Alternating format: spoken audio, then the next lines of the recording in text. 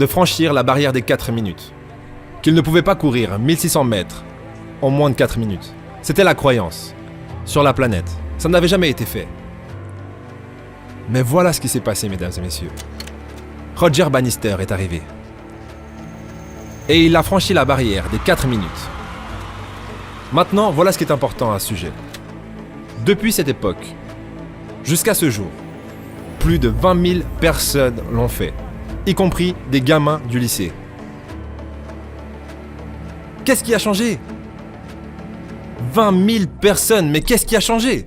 Voilà ce qui s'est passé lorsqu'ils sont rentrés en piste. Ils savaient que ça avait déjà été fait. Et parce qu'ils savaient qu'on l'avait déjà fait, il y avait une nouvelle croyance à propos de cette barrière, à propos de cet objectif qui était inaccessible.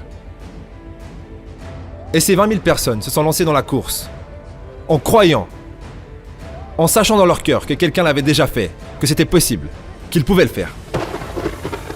Je vous dis que si vous connaissez quelqu'un qui avait des objectifs, des rêves, quelque chose qu'il voulait faire,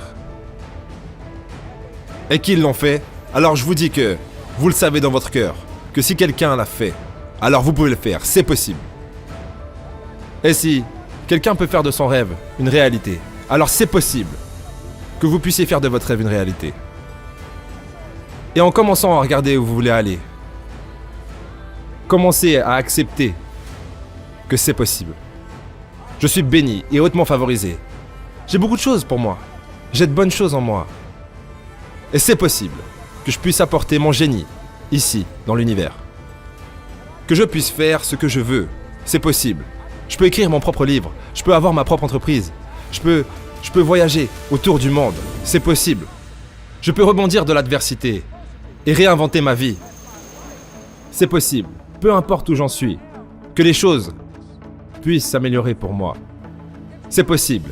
Cette histoire me rappelle le concept que j'ai appelé The Edge, traduit de l'anglais la bordure ou l'extrémité. Pour comprendre ce concept, imaginez que tous les êtres humains sur Terre ne sont qu'un seul être humain, qu'on appellera l'humanité. Ça sera son prénom et il n'a pas de nom de famille. C'est comme ça. Maintenant, cet humain, on dirait qu'il est né il y a plus de 40 000 ans, parce que c'est les dernières traces des Homo sapiens sur Terre, et oui, je me suis renseigné, même si on pourrait dire qu'il est né bien avant. On dirait que cette humanité est née il y a plus de 40 000 ans environ.